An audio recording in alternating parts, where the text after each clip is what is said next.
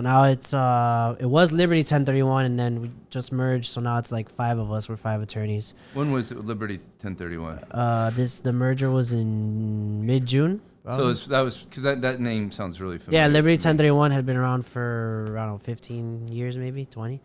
And then now we merged with Affiliated 1031, and so now it's 5 attorneys versus just Stephen Wayner, which is 1 attorney. So okay. Yeah. What do you guys want us to look at each other? Yeah. When you're in conversation, if you do have something to say to the people, this is your camera, and if you have something. Most of the time we're doing them through Zoom, so that's a little good. different, which is cool. I love the in-person. Okay. Cool. Are we recording? Yes, sir. Cool. You got water? You're good? Yeah, good to go. Awesome. Well, thanks for coming out, man. I appreciate it. Thank you for having me. Our tribe is real estate investors, and you guys got to eat this up, right? 1031 exchanges, right. A lawyer who's dealt in the asset management, he's dealt in the legal ramifications of what it takes when you're making money, when you're selling assets, when you're selling real estate, right? But, let's just start very simple for everyone. Ricky, well, first, tell everybody, who you are, where you're from, all that cool stuff. Right, so my name is Ricky Guerrero, as you said.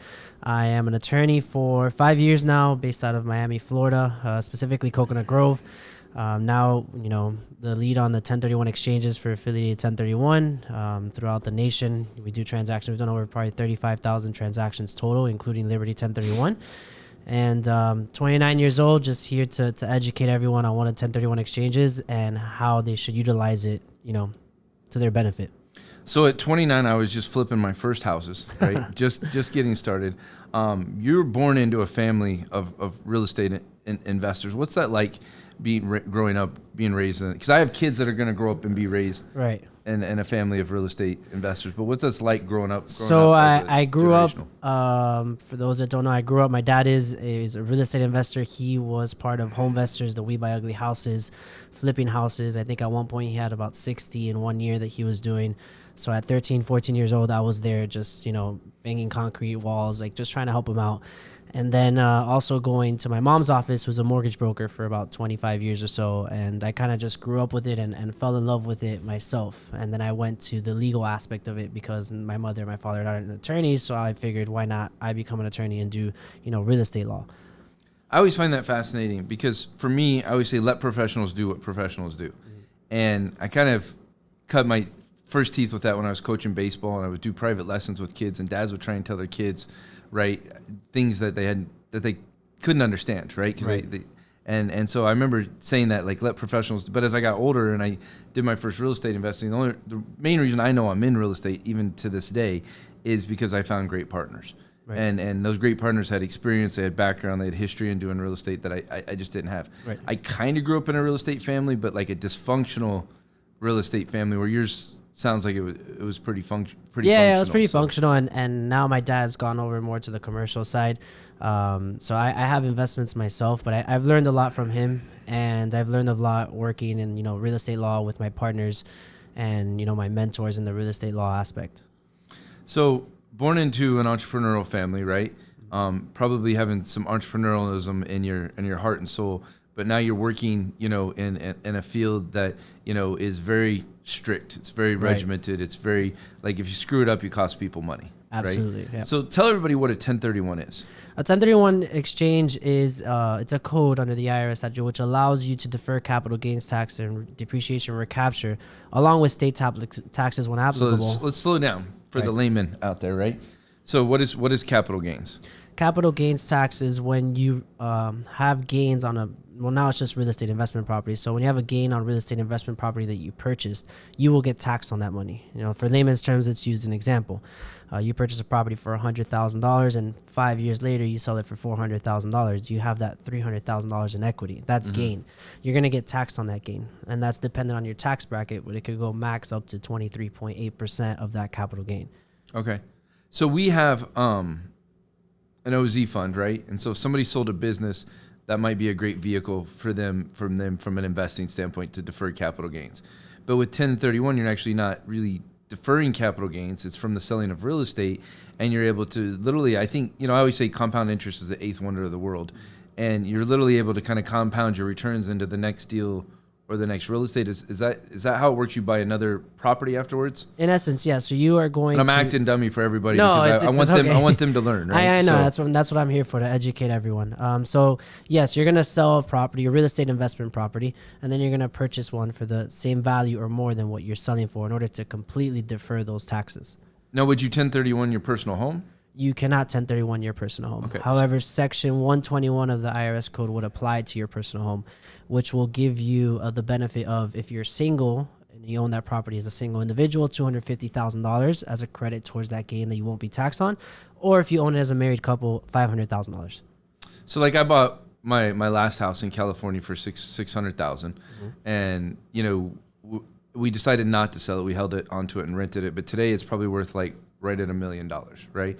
So I would have made, if I sold it today, I'd probably make between $350,000 and $400,000, right? Probably closer to $350,000 with realtor's fees and closing costs and everything else. So if I made that $350,000, only $250,000 of that would be protected. No, because that turned into an investment property. It's not your primary residence. But I mean, if I had sold it when I moved out. Right, correct. If it was your primary residence, if you owned it as a single individual, $250,000 of that would not be taxable.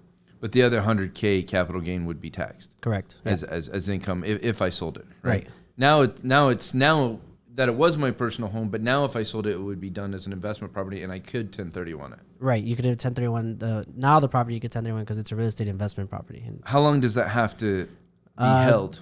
The napkin rule is generally 2 years. Okay. We've seen as little as a year and a day because that is the threshold for short-term capital gains and long-term capital gains. What's the difference? Short-term capital gains is when it's less than a year and a day, so the tax is going to be higher. What is? Do you know the above 25%, I believe, okay. And then the long-term it could be 23.8 max. Yeah, so you guys mostly deal with 99% of the time. Right, it's long-term. Yeah. Okay, so this is fun. For me, right? Me too. Maybe it's a little real estate nerd, but I love this stuff too. So for an average individual, and I'm just trying to think because I've talked to we have so many investors and they're asking 1031 questions all the time, right? Now, what can you put a 1031 into? Is it only into real estate? Can you put it into other things? Can you move it into a trust? Can you invest it? I get this question all the time. Can we do a 1031 and move it into your REIT? Right. That's a real common question. So right now it's real estate investment property majority. It used to be personal property as well, such as painting, art. That got removed in 2018. You could also do a 1031 exchange into a Delaware statutory trust, which in essence is a REIT. And then you could also do opportunity zones. But the tax is a bit different on opportunity zones. You'll get taxed eventually versus if you 1031 into a real estate investment property, you can, what we say is DTD, deferred till death. Yeah, they're different. They're different vehicles, right? Exactly. For sure. I've always thought that, like, if somebody wants cash flow, and maybe you correct me, it's just theorizing, right? Mm-hmm. If somebody wants cash flow and they're gonna buy a property, let's say they're 30 years old, and every 5 years they're which is a good kind of mark to sell property, right? Even though we with appreciation, we kind of like to hold things forever, but you can't get depreciation if you hold something forever. Exactly, only 27 years, but But let's say every 5 years they're selling a property, and so they're starting to compound from 1031 to 1031 to 1031. And so let's say they've built $1 million in equity over 10, 15 years, which is pretty reasonable in real estate. Now, if they want cash flow, an opportunity zone isn't necessarily going to be the best cash flow pays for them because now their money's in there. The best way to do an opportunity zone if they leave it in there 10 years. Exactly. So with a 1031 though, you could 1031 and not use leverage if you chose not to. Now you can do complete cash flow. So from a retirement standpoint, I've always kind of liked that theory of using your equity from all the years of 1031 to zero out your leverage, right? And then cash flow. Now talk about leverage, right? Loans, like properties. Those are comments I often hear from people. So like kind property really just means any real estate investment property. So for example, you can sell a condo and buy a vacant land, or you can sell a mobile home and buy a hotel. As long as it's a real estate investment property, that is what like kind property entails. So I would tell you a lot of investors get confused on that. That's a real common thing. It's a very common issue. They'll even call me and with our inner circle members, and they'll be like, "Hey, Dutch, I just sold this property. I need another apartment, or I need another office building, or I need another this to put my money into. Can you help us with with a 1031, right? And I always tell them, well, we don't do 1031s. We're not lawyers. We're an investment vehicle. Right. But we'll connect you with, great companies, like affiliated 1031, because they'll hold your hand. They'll walk you through the process. If you don't do it with a lawyer, you're going to screw it up. Right. There's certain things in life that you can't do without lawyers. You always need a good lawyer and a good accountant. If we didn't have a good lawyer, the SEC would tell us you're not allowed to be an investment fund the way you guys are. Right. So then talk about leverage. So I've heard this recently, and I don't know what the facts or non-facts are, but someone said to me, well, I had leverage in my previous property. I sold it, so I need to have leverage in my new property. I didn't know if that sounded weird to me, but I don't know. Not in essence. So, I mean, leverage in my mind, I'm thinking It's equity, loans, yeah. right? Loans. So you don't necessarily need it, but obviously if you want to completely defer, you have to purchase the same amount or more, right? So if you're selling for 500, there's people oftentimes that have mortgages or loans that are encumbering their property. So let's say let's say you're selling for 500, they have a loan for 200, they're only, netting 300,000. And then if they have to buy something for 500,000 or more, then they're going to end up getting another loan if they don't have that equity with them. So they have to buy 500,000. You don't have to. If you don't, it's called a partial exchange. So that just means you're going to pay taxes on the difference. So same example, if you sell for 500 and instead of buying for 500,000 or more, you purchase for 300,000, that's fine. You defer the taxes on the 300,000, but you're going to pay taxes on the $200,000 difference. The IRS doesn't care about loans that you owe on the property. But it's only on the capital gains. So let's say they bought, as a great example, so they have a 500K property, and you said they have a 300K loan or 200K loan. What did you say? $200,000 loan on it, right? And so let's say on that property, 100,000 of that was capital gains. So they basically $200,000 loan, 200,000 cash, and then they made $100,000. Well, the IRS doesn't care about loans. There's only 5 items they allow you to deduct from that purchase price or your sales price. Okay. That's attorney's fees, our fees as the qualified intermediaries, taxes on the deed, real estate commissions, and title search. Those are the only 5 things that allow you to deduct. Run through those one more time. Yes, of course. Attorney's fees, our fees as a qualified intermediaries, transfer taxes on the deed, title search, and real estate commissions. And real estate commissions. Okay. So that's interesting because reality is a loan is really what determines, true money made or not money made on right. But on the a IRS property. sees it as that was your option to purchase that property.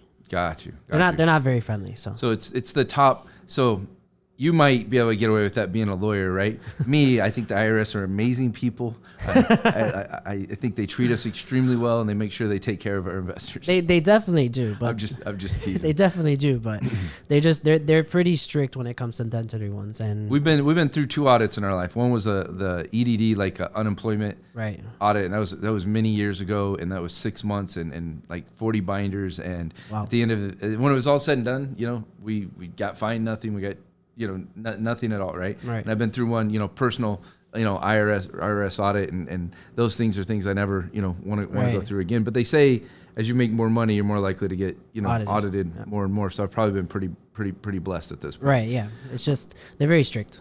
Yeah. They need to be. So I understand. I'm always amazed about the amount of different places that they tax and the amount of places they don't tax and like their true understanding of everything that happens in money. But I always think some of that's just, the politicians wanting to keep their money, right? And I think a lot of these rules are made because, a lot of politicians were in power. People in power typically are the people who make money, and people who make money, typically want to figure out ways to keep their money. Right. Well, the reason for 1031s when it was originally written was about 101 years ago, was so investors can stimulate the economy, purchasing the same amount or more.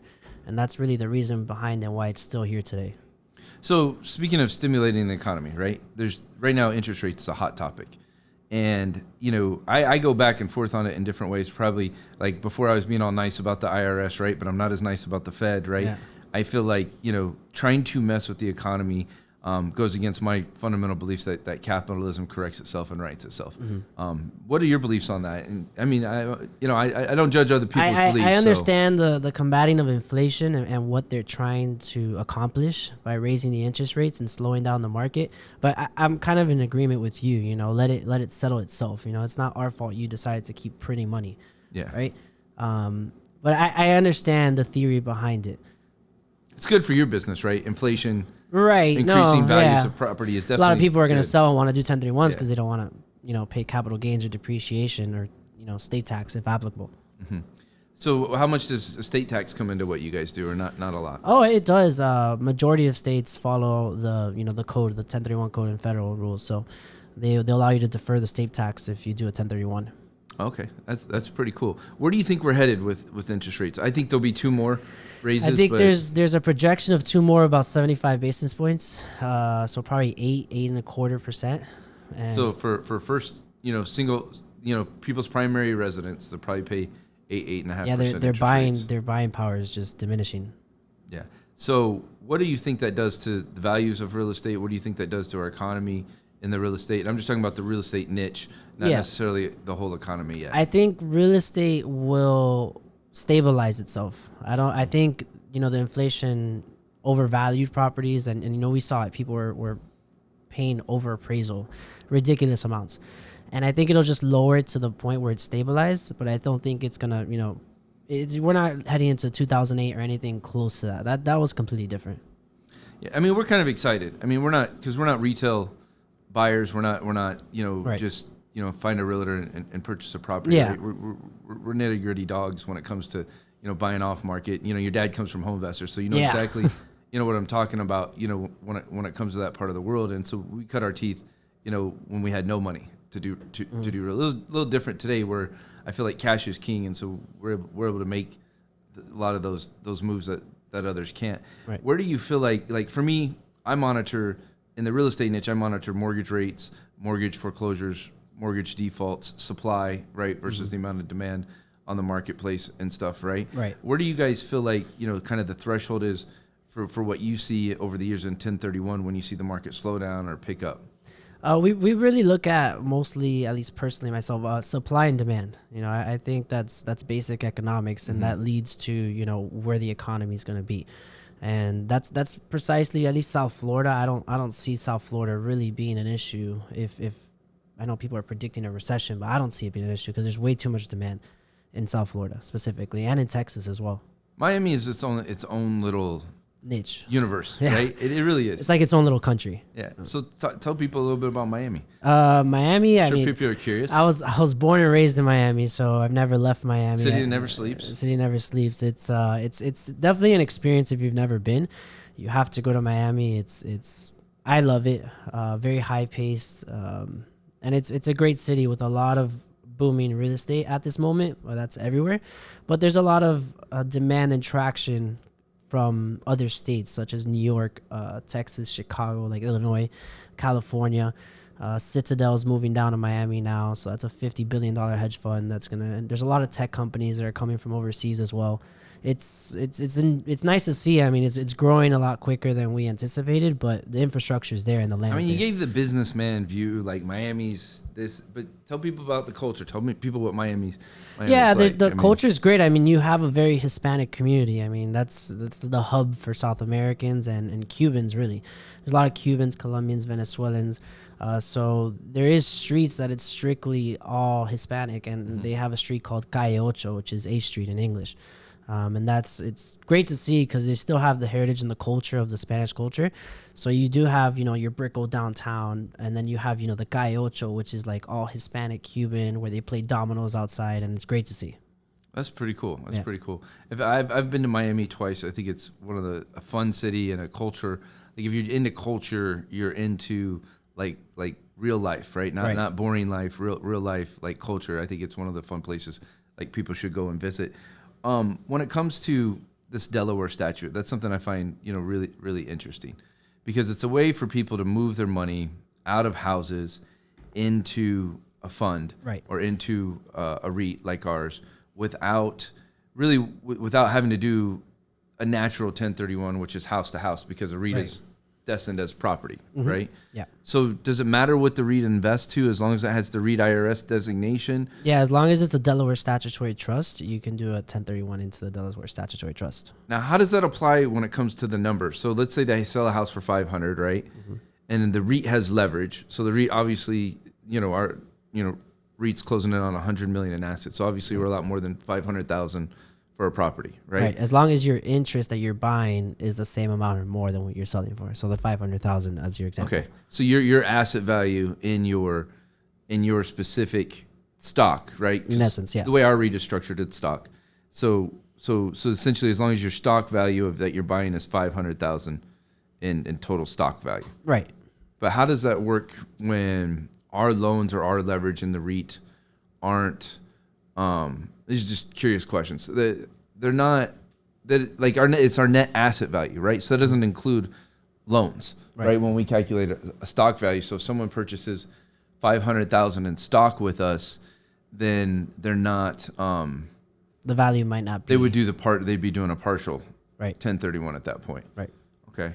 Now, what about when people take money out of a REIT? If you did a 1031 into a REIT and then you take it out, you'll be taxed on that money. Can you 1031 out of the REIT? You cannot. You cannot. No. So that's the final. It's like a one and done. That's the final destination. So if I were to say, if I was an investor and I were to have a house and I want to get access to a portion of my capital, but I don't want to be taxed on all of it, right? Mm-hmm. Maybe a REIT is a good vehicle for that. Maybe it's not, right? I think it could work. But what if getting very more complicated to the average investor? So they take a house, they 1031 into the Delaware trust, mm-hmm. And then they put that money into the REIT, and then they start making, selling stock from the REIT as they need capital or personal cash flow. And then they take the gains, right, from that REIT, and they move that gains into an opportunity zone fund, and so they could defer that difference and utilize the tax code effectively. By the way, let's be clear. Neither one of us are CPAs or tax advisors. Yeah, and legally, so you can't rely on this is a lawyer and a real estate investor talking about taxes. And so you should always check, with your financial advisor, your tax professional. I just want to make sure those disclosures are there for everybody. Absolutely. But I think we're having a real conversation, because the challenge is you go to a lot of tax professionals, they can't answer these questions. They struggle with them. I've talked with accountants or CPAs who don't really know what a 1031 is before. And the Delaware trust thing is something I've heard from some different lawyers or some different 1031s I've talked to over the years. But to have someone clearly know what they are is a bit of a gift, because it's the secrets that the super rich don't tell people. Right. And so that's a lot of difference. But what do you think about that kind of, I don't know if didactic's the right word, from buy your property to a REIT to an opportunity zone? I mean the moment you pull it out of the DST, that becomes a taxable event. So at that moment, you have to see, if you could offset with your accountant, obviously, if that would work. But to me, it seems like a taxable event once you take it out of the DST. Okay. Now, how does depreciation work for people when they're doing 1031s, right? So, they're not obviously achieving their full 27 years. Right. Otherwise, you'd only be able to do 2 in a lifetime. 50 years would be done, right? So how does that work?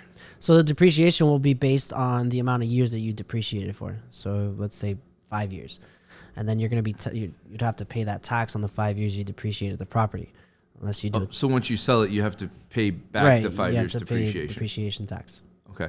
Now, within the new property, then their depreciation starts from scratch. So the depreciation doesn't carry over, or the 5 years doesn't carry over. So that there's not a shield there with the depreciation. So people can accelerate depreciation to I believe, maybe I'm getting into tax accounting. Yeah, I don't want to get into that field, but I believe so. I mean, I don't. Okay. So, what is your recommendation when people are looking to sell property, looking to sell real estate and stuff, right? What would you tell them to start, looking? Where would you tell them, how to view this whole part of the gambit?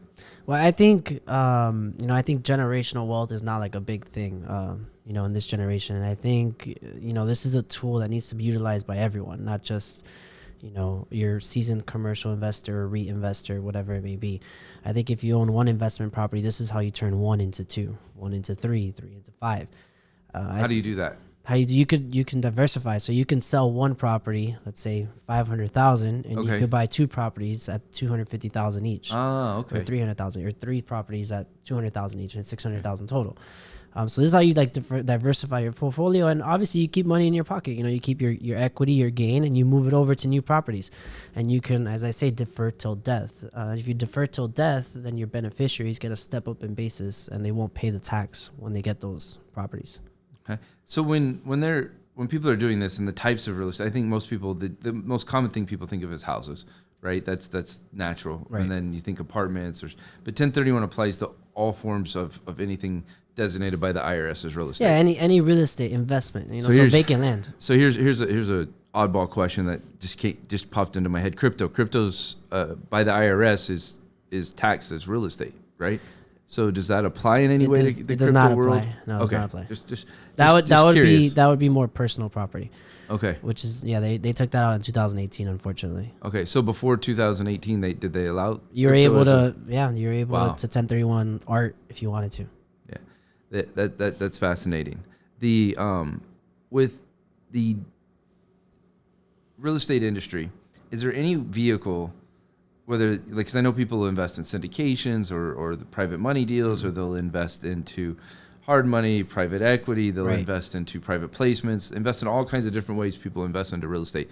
But only true ownership of property is the way they can do 1031. Right, exactly. Now, does it apply to entities? Like if someone has an LLC and the LLC is the owner of the property? Yeah, then the LLC would be the one doing the 1031 exchange, not the individuals, unless it was a sole member LLC, which at that moment is a pass through for tax purposes.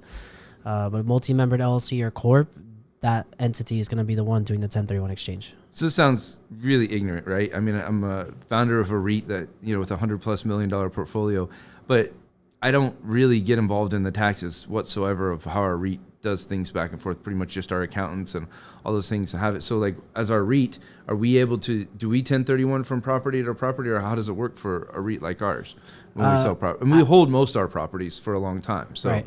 I don't believe a REIT can, because you're a trust. You're an interest trust, a real estate interest trust. You cannot, unless you're taxed as a corporation, which you'd have to ask your accountant. Otherwise, I don't believe. So I think as a real estate investment trust, and this is just part of me, being transparent. I don't know it all. Is I think we have our own tax code, like with I believe REIT, so as well. Yeah, it's like its own special real estate tax code, because I know like if I flip a property and I don't put at least 30% of the profit, didn't come from rehab. Right. So if I make 100, I've had to put 30 into rehab. I actually get 100% taxation. Exactly. So I know we pay close attention Yeah. to that, because nobody wants. Yeah, that you guys are. It's very different when it comes to REITs and how they're treated on the tax, bracket aspect. Cool, man. I appreciate all the things that you're sharing. Diving back into how you think things will change, politically, right? I know, like for us, when it went from Trump to Biden, and then we're very, non-political here, but we had to do some things different with the SEC, right? Obviously, the Fed chair changed, right? The administration, so their policies changed with interest rates and stuff, right? So, where do you see, real estate 1031? Where do you see it, during the next couple of years? I don't, like I said, I see real estate stabilizing at most, but that's it. And 1031s, I don't see 1031 going anywhere. I know they've been trying to get rid of 1031s for a long time, for decades. And it's just a tool that makes sense, Mm-hmm. and yes, the IRS, might not receive taxes, but the investors are stimulating the economy, which is what the code was written for. So I don't see it going anywhere. There's a lot of lobbyists and panelists that, push for it. So I don't see that changing, and people will always have gains. So there's really a huge market for this that don't utilize it. And there's a lot of, U.S. citizens in the United States in total that don't know what this is and don't get to utilize it. I mean, I think personal wealth is a good thing. Right. And I think in our country there's a little bit of a attack on the billionaire, attack on people making money. And I get frustrated with that, because it truly is the American dream. Right. I agree. I get frustrated with that, because you shouldn't. I don't think anyone that's successful should get taxed more just because they're successful. I don't think that's fair, because I think if anyone became successful at that moment, they're gonna be like, I don't want to pay more tax just because I'm making more money. I mean, I say this, and it's probably not a popular opinion, right? But I think it's weak to hate on other people's success. And I think I struggled with that growing up, because I was pretty poor growing up, and my parents had their challenges. And so I would look at a guy driving a fast car, or I would look at certain things. But there was a time in my life where like I transitioned, and I transitioned to well, how did they get it? Where did that come from? What did they do right? How do I do right? How do I do better? And I think going through that evolution myself as a person, and going from what I would call a scarcity to an abundance, belief system is game changing. What's kind of your belief system with that kind of stuff? I think the opportunity is there. I mean, I think this is a land of opportunity. You know, people come here for a reason. From different countries, and obviously because they see the difference here in the United States compared to their countries or any other countries. I just, you know, I do think the opportunity is there. I think the path might be more difficult for others, and I understand that. I understand how, you know, you have the lower class, the middle class, and the upper class, but the opportunity is there. It's just about going and getting it and going and maybe doing a little more than anyone else in any other aspect or any avenue, or doing something different. Yeah, I mean, like for me, I've been able to give more to like the things we believe in, right? More to like the military nonprofits, right, the children's nonprofits that we believe in. I've been able to do more for that than I ever could imagined before.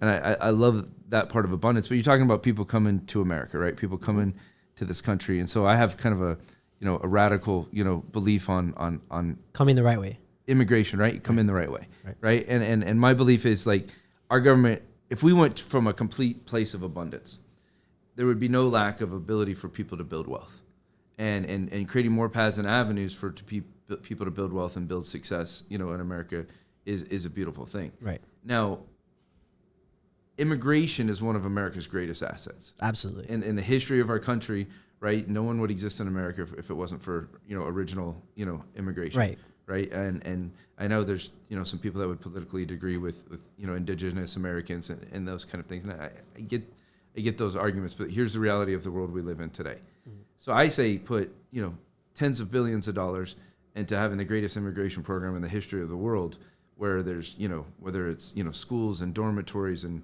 testing and deep research and putting together something incredible, then gives us the resource of people coming into our country and getting a better life, but doing it the right way, right? Like you were saying. And so I think that comes from when you go to scarcity, I think the weakness of people thinking, hey, that guy's going to take my job, or that woman's going to take, benefits from me, and those kind of things is coming from a place of lack.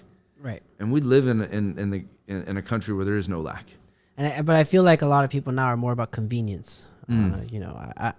Let's say it is true in the world we live in. For your example, someone comes in and someone's afraid that they're going to take their job. Well, you might want to work remote, and they might want to work in the office, and they might get the job just because of that.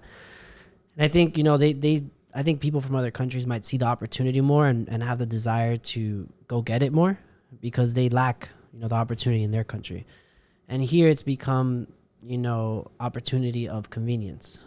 Not all the time, but sometimes.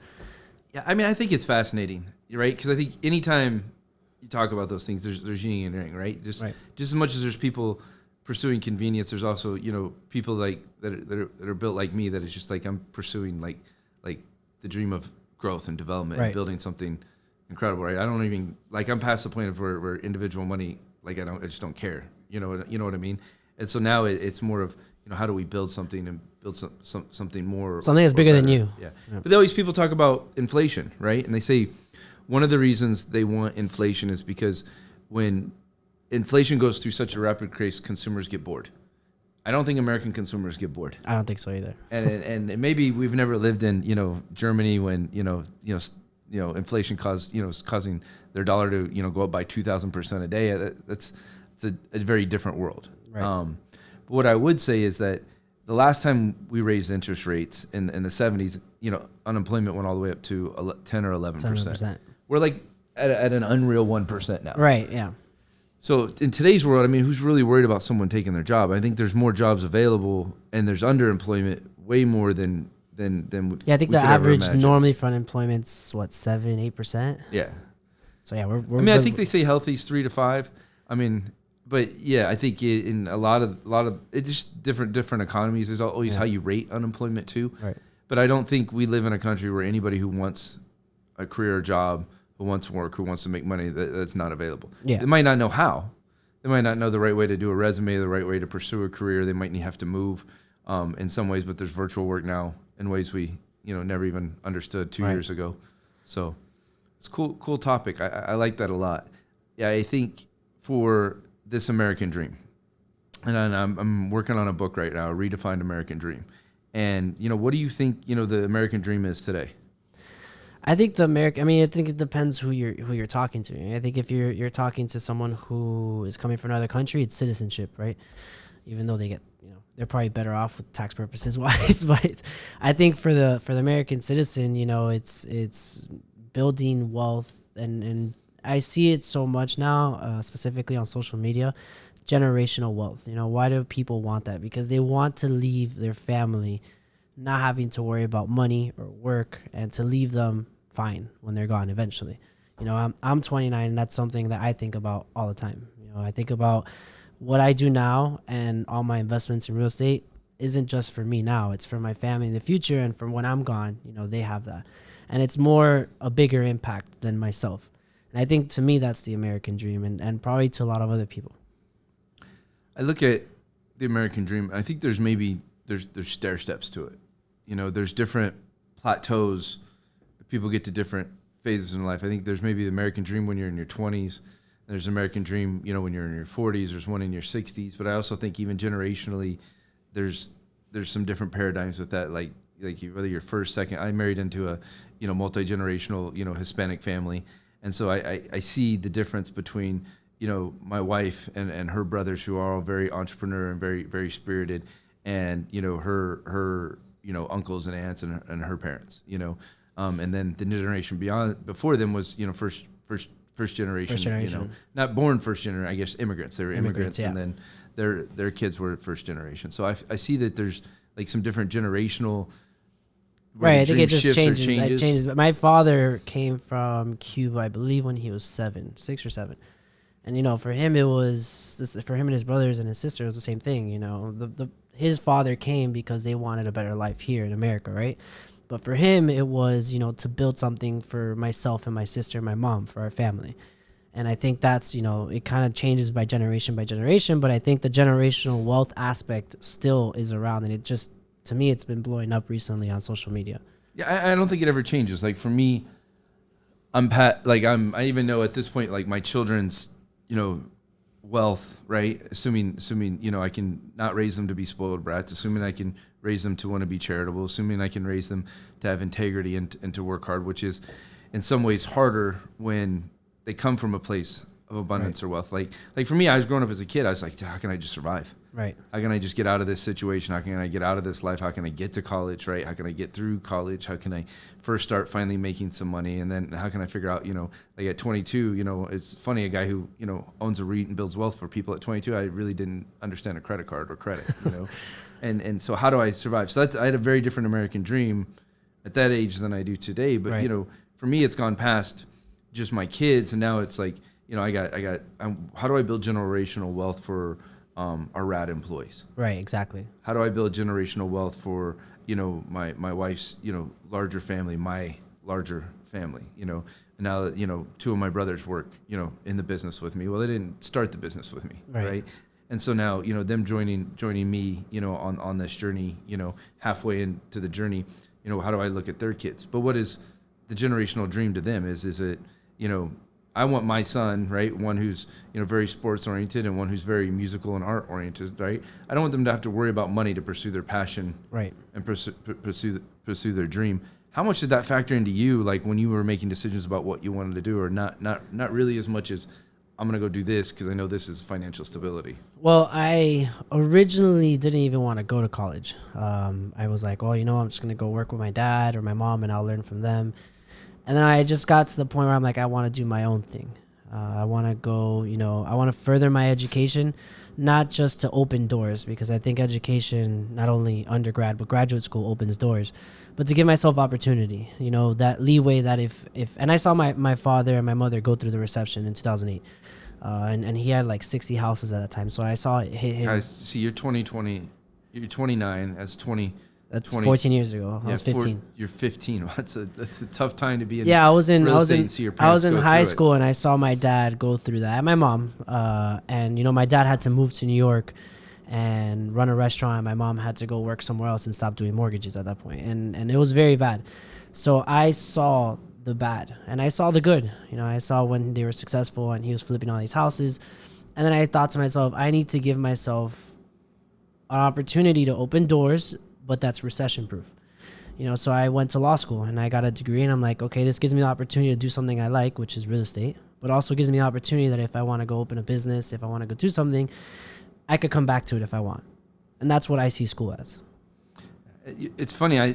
Your journey might not be as different from mine as I thought, right? Where like my parents lost real estate, made money in real estate, lost money, made money in real estate, but more because of addictions and other reasons, not because of a crash.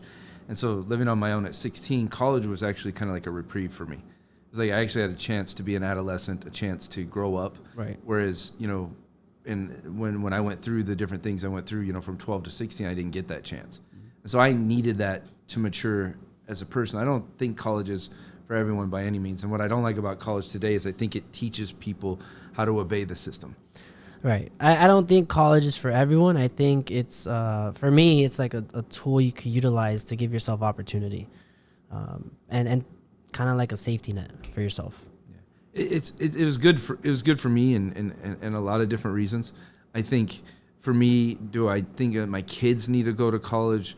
My answer would be no, but I think it can be healthy. Right. And I think for different kids, they need it because I think our kids are going to mature in a weird way that we don't fully understand. You grew up kind of in a social media world, but the generation after you is the true social media generation. And so, what is that like? How do they, what are their relationships like? When I hear somebody not driving until they're 20, it kind of blows my mind when I'm thinking like at 15, like I was getting a superintendent to sign a school license so I could drive to and from school because of my parents' stuff. So it's kind of interesting. Do you have kids? No, I don't. Okay. So it's not yet. Yeah, it's all right. I didn't get married till 30 something. Yeah, I got some time. I didn't have kids till my oldest is 6 and I'm 43, so 37. Right. I had my first. So you got a long time. I got a while. And you can have them after that too, right? So I'm an old dad though. Yeah. I will be. My kids hit 18, 20. I'll be 60. So no, I won't be 60, but I might be in my late 50s. Right. So, but cool. Anything else you want to share? Anybody? I think affiliated 1031 exchange. Everybody, download the stuff that they do there. I would actually like to, if with your permission, to kind of take notes from this and just have my team throw together a kind of a downloadable of PDF course. for We people. have we And actually I'll have send it to you, too. we have an ebook in cool. English and in Spanish. So those are on our website. You can download them or you can email me and I'll provide them to you. I think this is, like I said, this is a tool that everyone should use. I would give you your email, but we are at 1 million plus followers through different channels, so they might maybe not my personal. They may be extremely blow you up, but I will give your website the links. Yeah. We'll get the ebook and create that as a link to directly for you guys to download that are watching this. But thanks, Ricky. Anything you want to ask me, man? Well, I think I know more about you now than I did before I got here, so that's always good. Thank you for having me. I appreciate coming, and I'm always here to answer any questions, and I'd love to come back if you need me to. Well, cool, man. I appreciate it, and thanks for the time. No problem. Thank you. I think that was great.